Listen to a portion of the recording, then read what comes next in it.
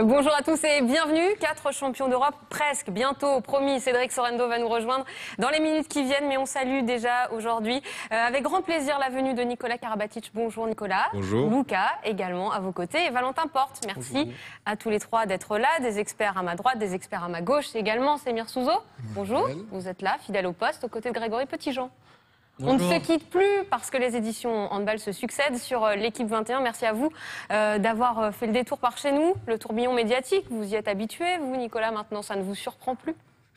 On essaie de ne pas s'habituer à ces choses-là pour justement en avoir encore le goût et avoir envie de les revivre. Et, non, on s'y habitue pas. Le retour en France, le contact avec nos supporters, après derrière la fête ici sur Paris, et puis le lendemain, bien sûr, la tournée des médias, essayer de raconter un petit peu notre aventure, c'est toujours un plaisir. Tout ce que j'ai raconté hier. On va vous écouter alors. Tout ce que j'ai raconté hier, donc, était faux. Ce que je disais justement, c'est parce que vous étiez dépendant justement de ces moments-là que vous gagnez. Parce que disais, ils en ont pas marre de gagner. Je disais, vous étiez dépendant de ces victoires, donc vous étiez obligé de gagner pour pouvoir revivre ces moments-là. Et en fait, pas du tout. Ouais, je sais pas. Après, je pense qu'après notre carrière, on va s'arrêter un petit peu, et essayer d'analyser, comprendre pourquoi on gagne et à cause de quoi on gagne. Si c'est à cause du fait qu'on s'habitue.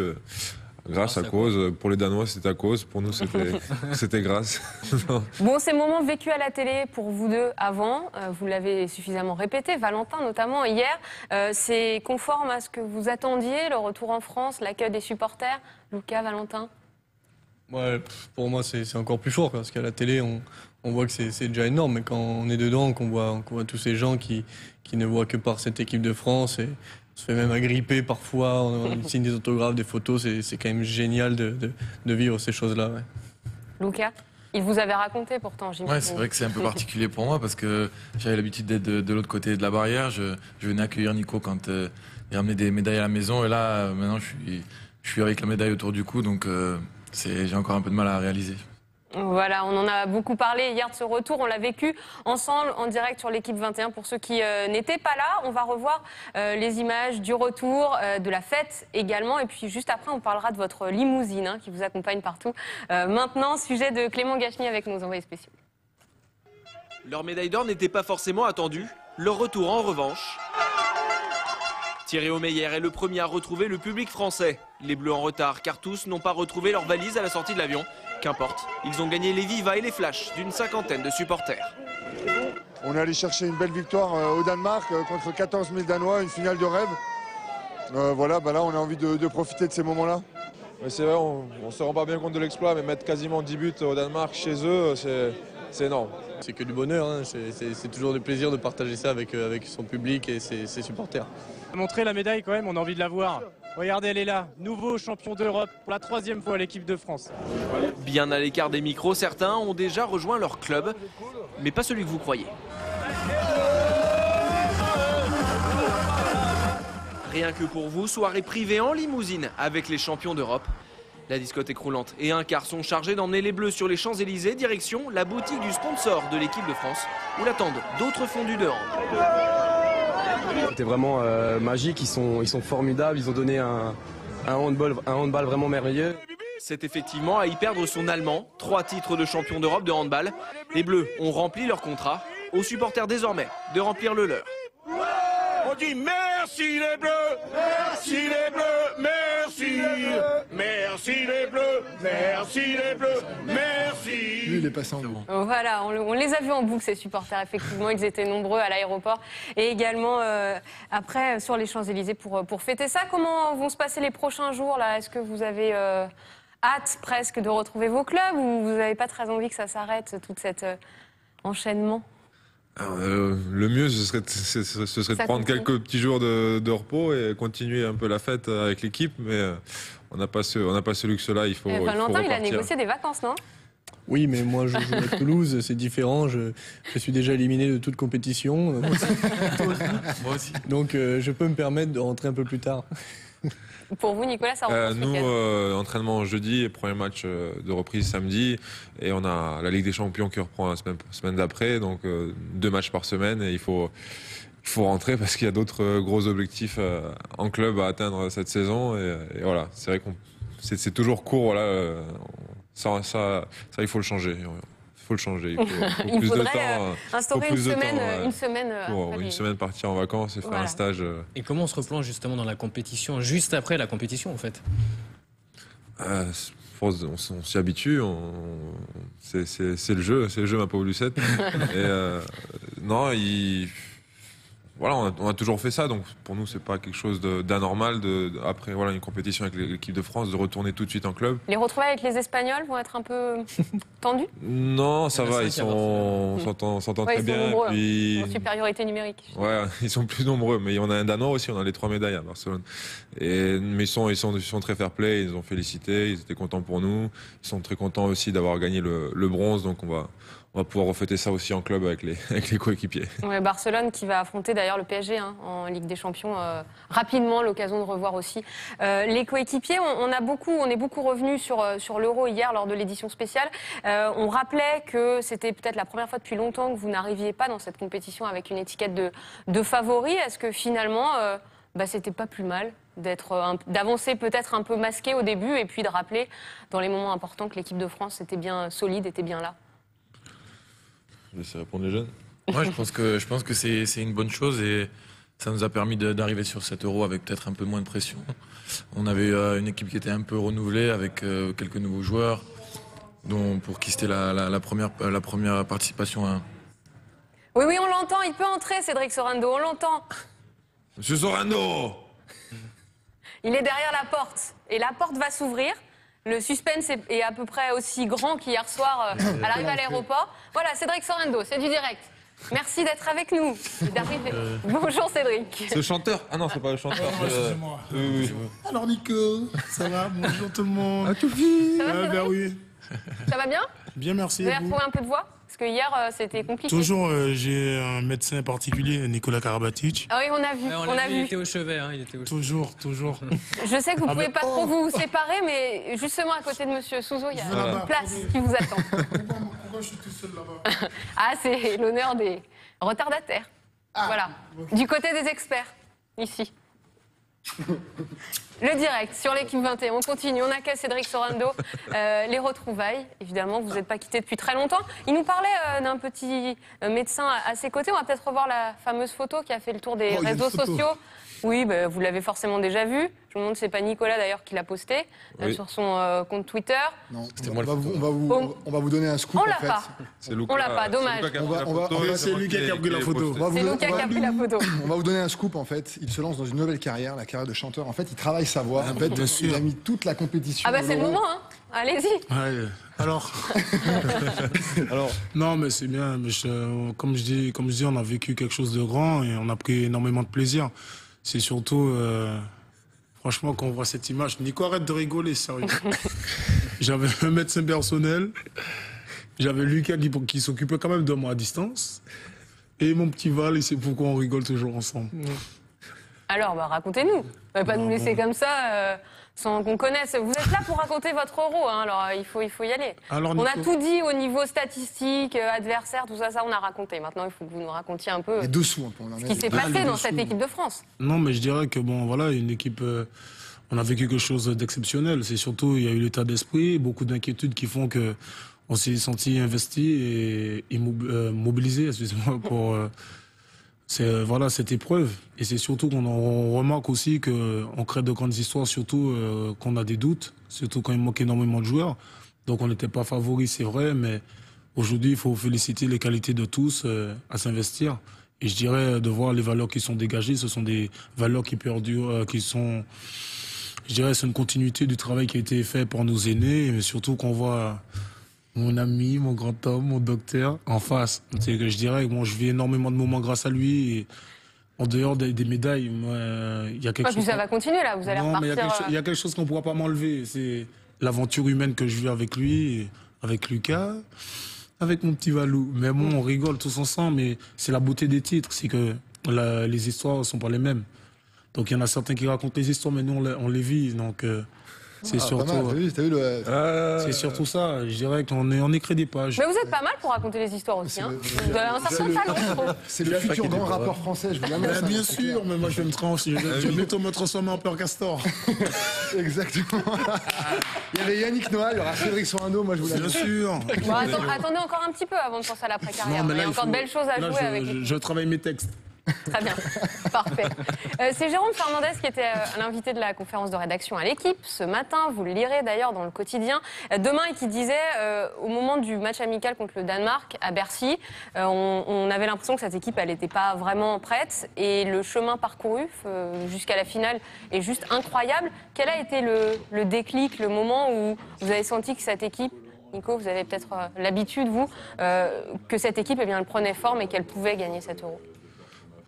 Je pense qu'on l'a senti vraiment dès le premier match face à la Russie.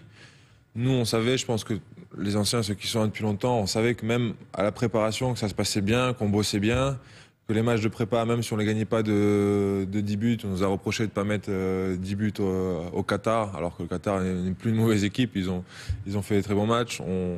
La Norvège, ça a été un peu poussif. On a eu du mal à gagner le match. Voilà, les gens doutaient, mais nous, on savait qu'il y a un vrai potentiel dans cette équipe-là. On voyait que ça se mettait bien en place. Et dès le début de l'Euro, le premier match, on tue les Russes en jouant super bien au handball, que ce soit en défense, en attaque. Tout ce qu'on avait travaillé, voilà, ça prenait vraiment forme sur le terrain.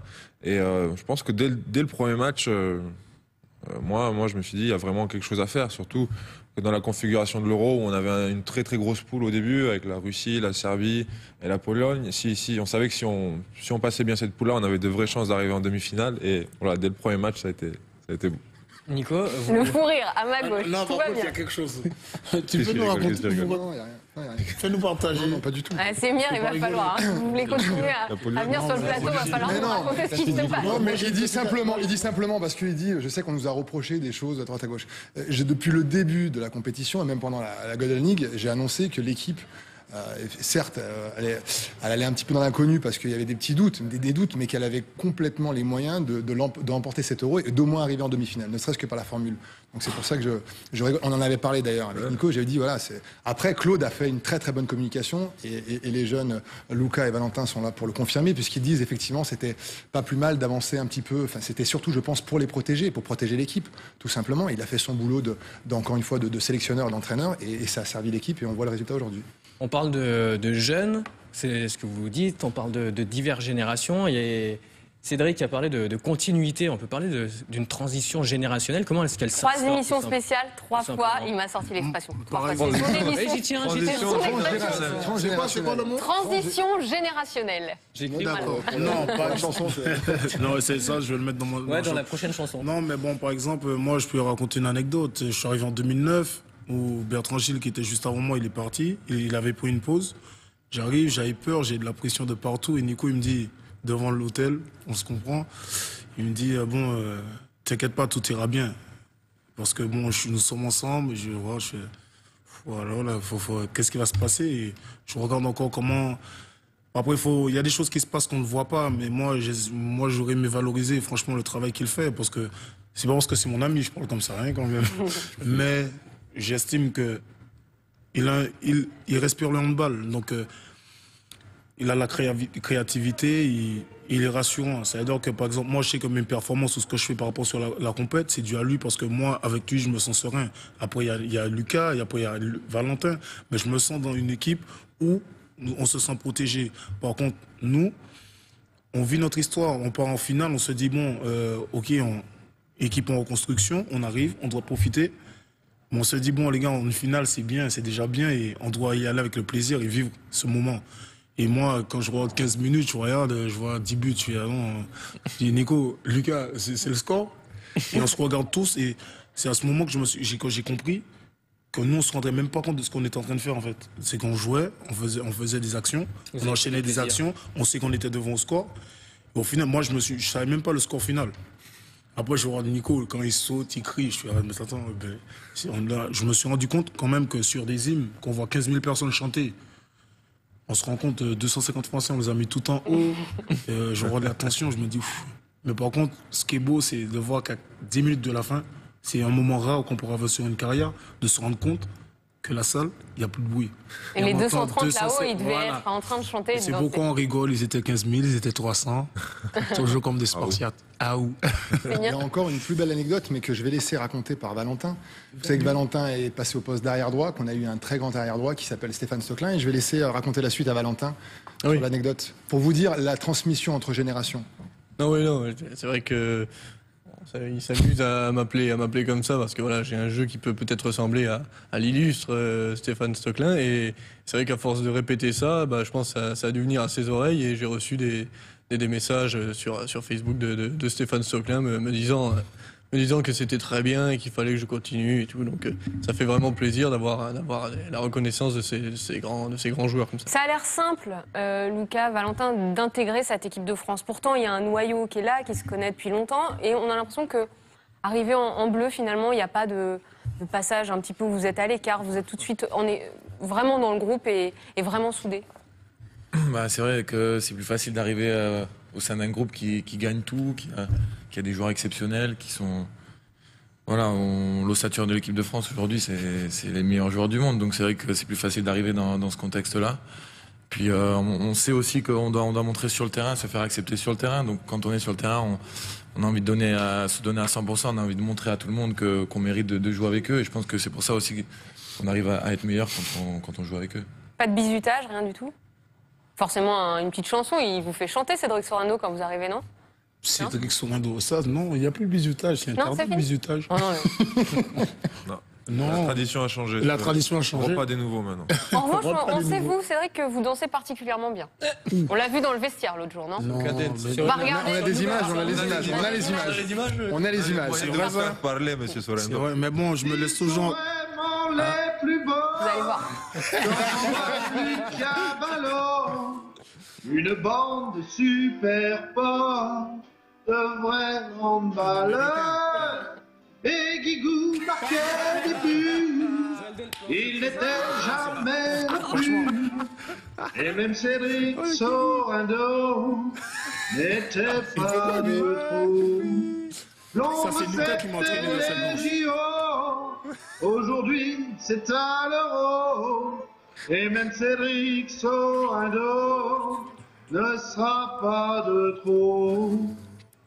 Il s'appelle donc Jérôme Dupuis, c'est l'un de vos grands fans, et donc il a réalisé cette chanson. On se souvient tous de Gloria Gaynor et d'A Will Survive France 98. Là, on a Eddie Mitchell maintenant, et il demandait qu'est-ce que vous en pensiez. Voilà. Il voulait votre réponse. Voilà. Est-ce que vous prenez comme. Après le petit montage, on s'est permis quelques. On a bien rigolé. On a fait un petit montage. On a fait un petit montage parce que bien sûr. Vous avez reconnu le président Delplanque, n'est-ce pas? Il a l'air ravi de ce titre. Fais-nous part, Nico. Non, j'ai dit que la chanson, on l'a entendue, on a vu la vidéo. On a bien rigolé à table la veille de la finale. C'était sympa, merci.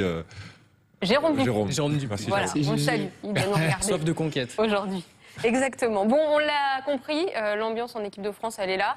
Ça va être dur de repartir en club, mais on a compris que vous emmenez votre meilleur atout avec vous. Moi, j'ai la particularité de revenir au club, mais avec mon docteur personnel, mon petit Nico. Vous êtes compagnons de chambre tous les deux? Nico. Non, Tchoufi n'a pas voulu de moi à Barcelone. Mais n'empêche, dans le vestiaire, non, mais on est assis à côté. Au vestiaire. On est assis à côté. T'avais qui, toi, en chambre? Moi, je suis avec Juanine. Et ça, c'est mon œil. C'est Coco Belleuil. C'est Coco Belleuil. L'œil légèrement Maintenant, et là, il faut respecter car. Ça a dégonflé, mais je vois pas. T'as l'exemple. Il ne me voit pas. Est-ce que, parce qu'on a tous super, on sait tous que. Là, je vois là, mais je vois pas. Donc, je vais mettre les lunettes.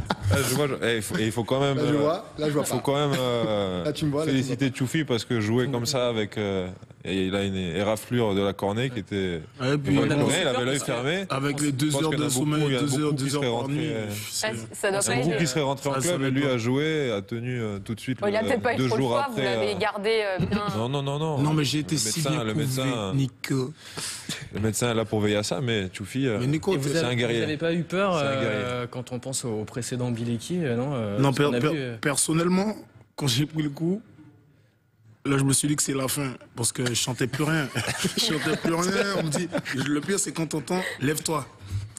Je peux pas, non, lève-toi, je peux plus. Et quand j'ai senti quelque chose couler, Je me suis dit, moi, j'ai perdu mon œil. Donc, j'ai un peu rampé. Un peu, hein. Rampé. Et au final, je voyais rien. J'étais perdu, j'étais déboussolé. Mais bon, après, le soir, on a rigolé dans la chambre parce que je me suis dit, franchement, j'attendais que quelqu'un puisse me coucher. Donc là, franchement, j'adore. Bon, franchement, je suis pas sado, mais bon, j'aime bien les coups. Ah bah bravo.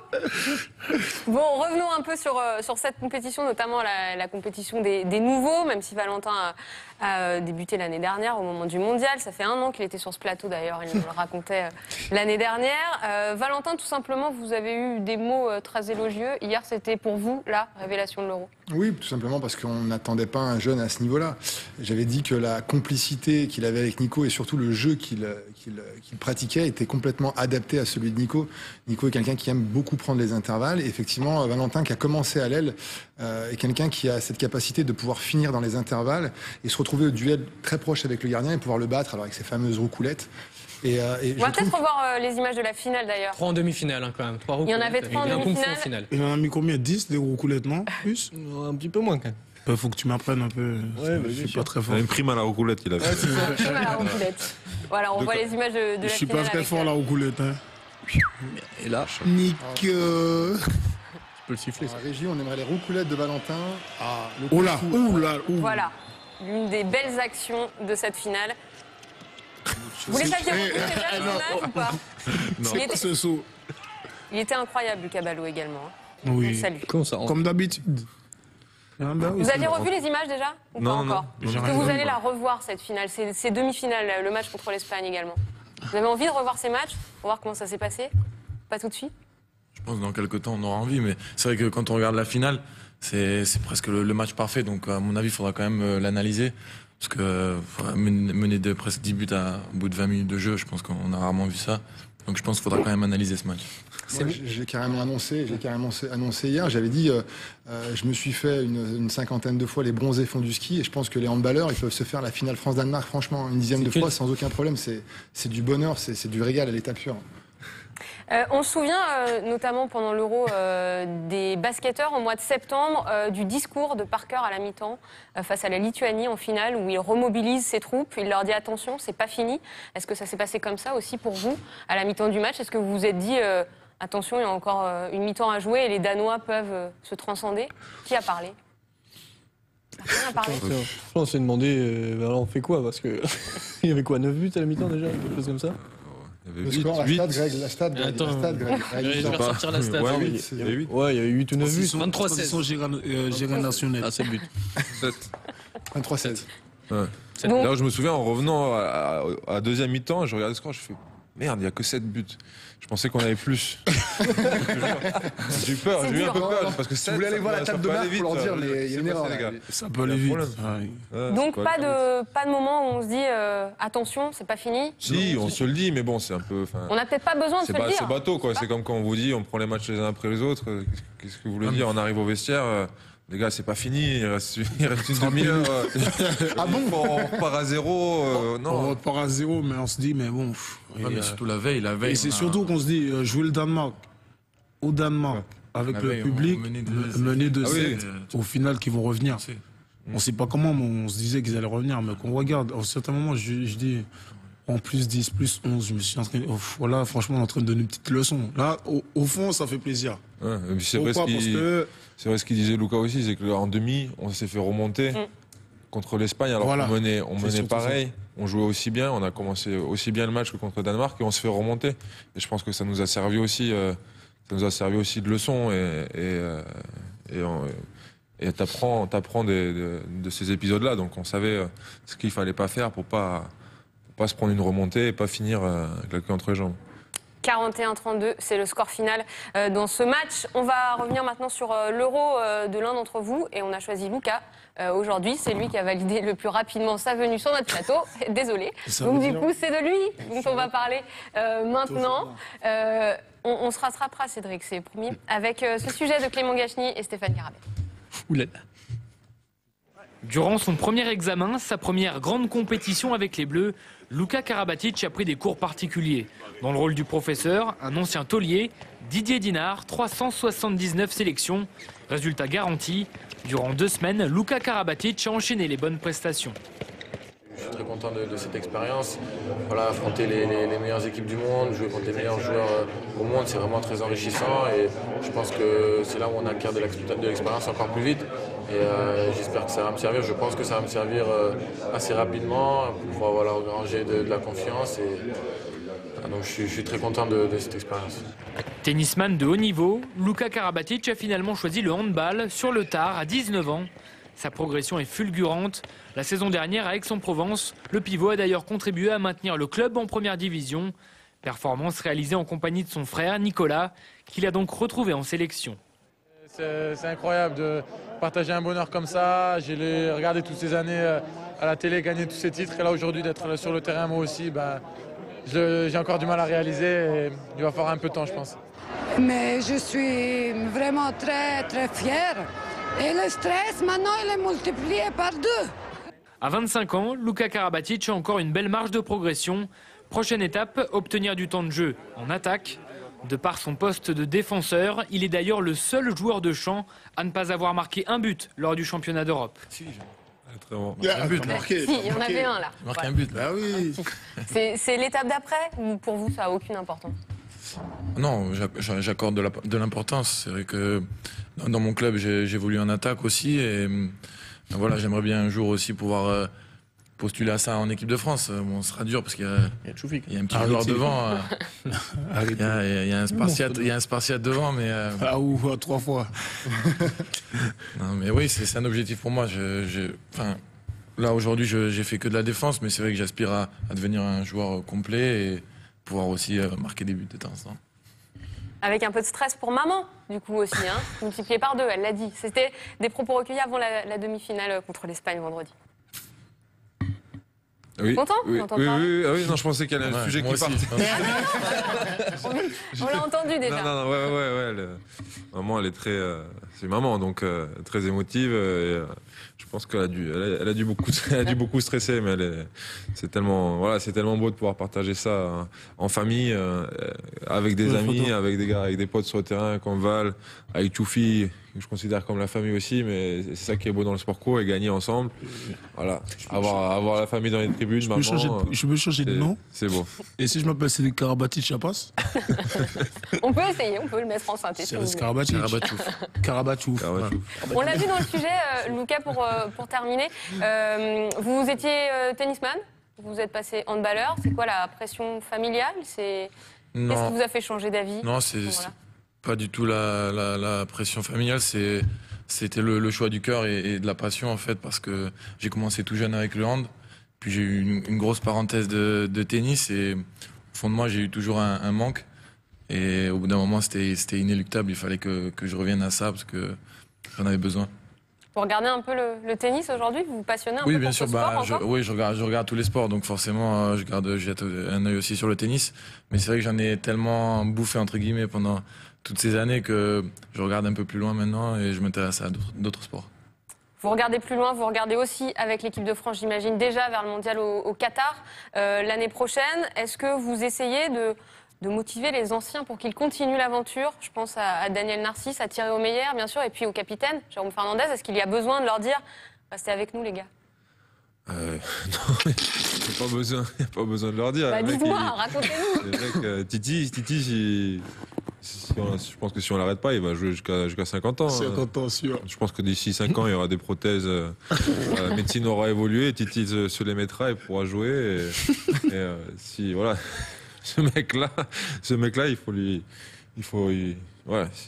si, je sais pas quand il va s'arrêter, mais bon, j'espère qu'il s'arrêtera pas, qu'il continue comme ça. Il a été monstrueux. Il a montré à tout le monde que même avec 3 mois d'arrêt, une blessure au coude, voilà, il revient, il est décisif. Il vous impressionne sur son match de retour où il est là dès son entrée en jeu?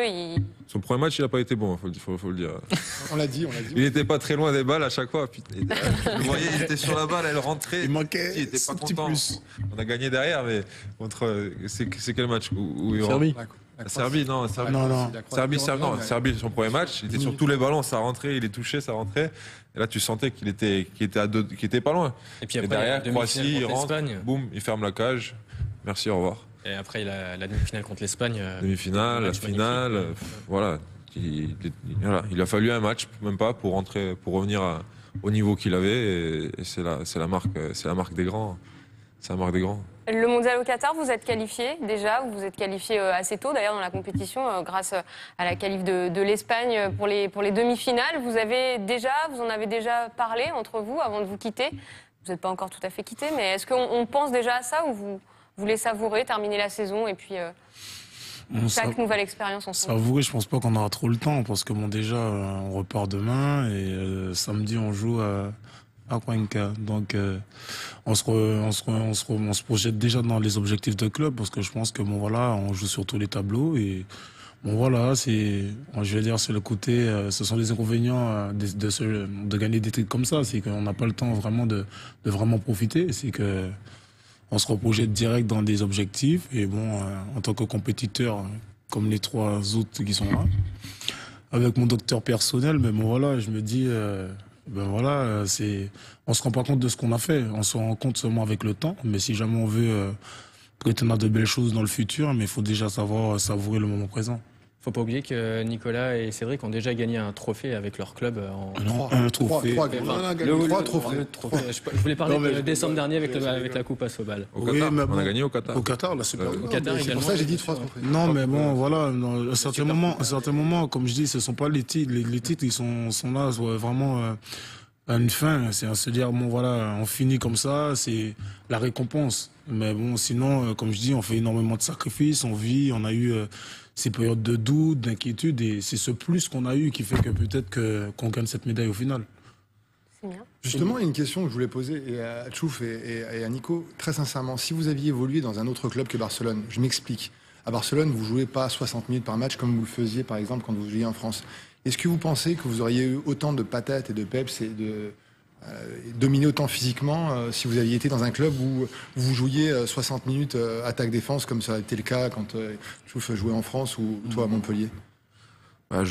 Très sincèrement, sur cette compète, parce que tu as eu des compètes où tu jouais 60 minutes à Kiel, par exemple. Tu as eu 60 minutes, tu jouais à Kiel. Est-ce que tu avais plus de fraîcheur? Est-ce que tu te sentais mieux physiquement, Tchouf? Après, on peut se dire, ouais, on se sentait bien, on se sent mieux physiquement, parce que bon, voilà, c'est réparti, mais aussi de se dire qu'aussi, nous, à Barcelone, par exemple, on arrive 1 heure avant l'entraînement.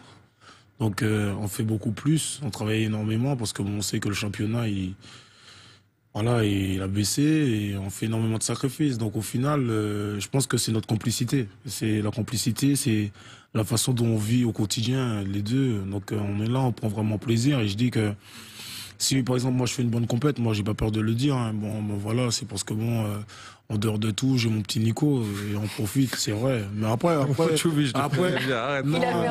il va rougir, mais c'est pas grave. Il est trop humble.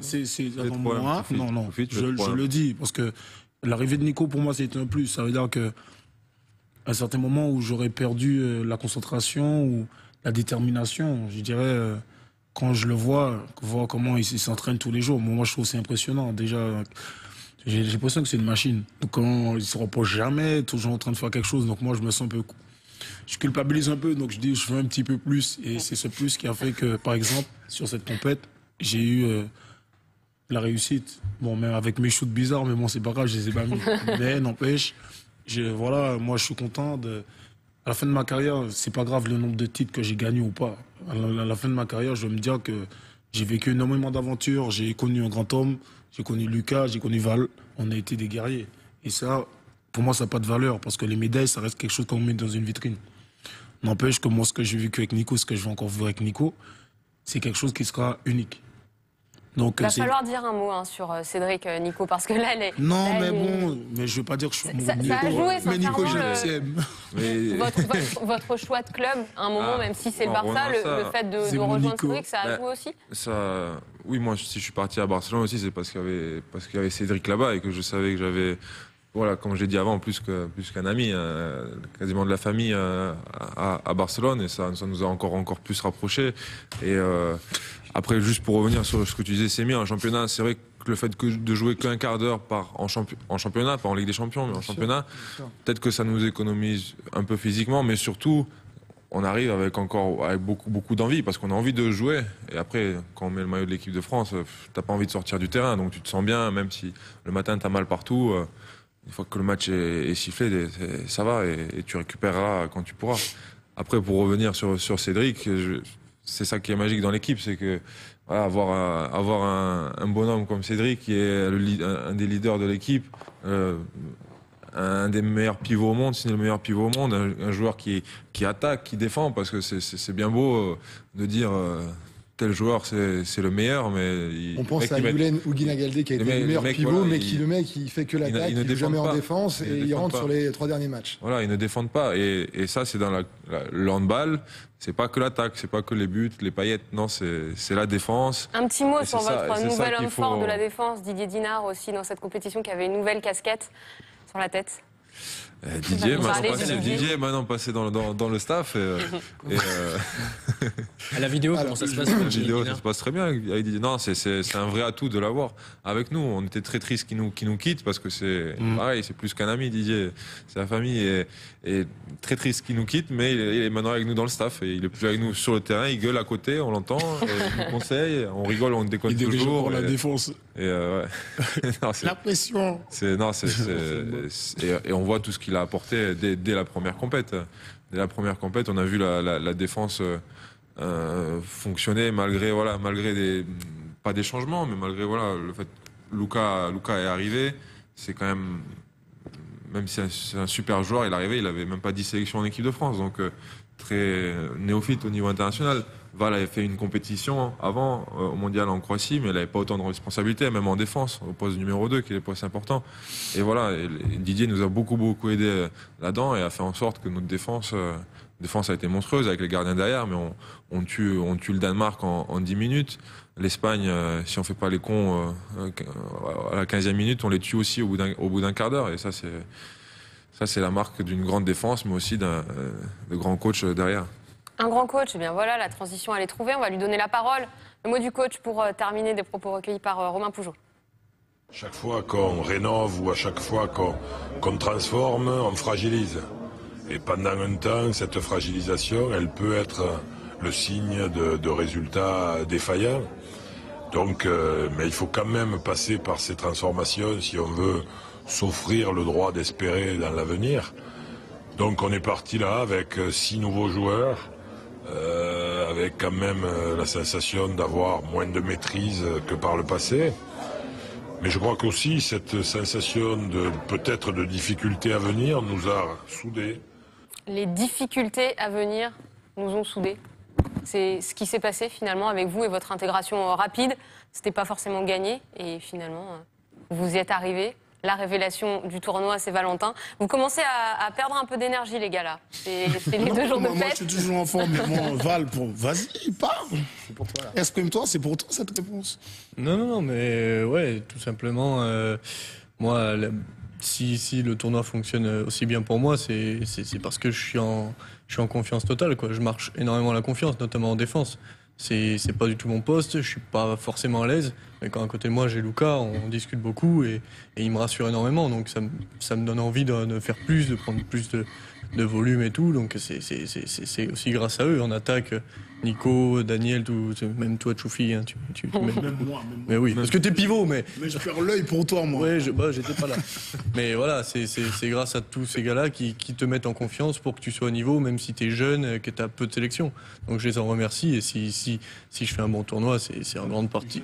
Un grand tournoi et une finale remportée, un nouveau titre dans la collection. Merci beaucoup à vous d'être venus sur notre plateau. Aujourd'hui, Cédric Sorendo. Moi j'étais à l'heure. Hein. Valentin Porte, Luka Karabatic, Nicolas Karabatic. Bon retour dans vos clubs, on continue de vous suivre. Bien évidemment, merci à Greg et Semir, merci à tous de nous avoir suivis. Très bonne fin de journée sur l'équipe 21.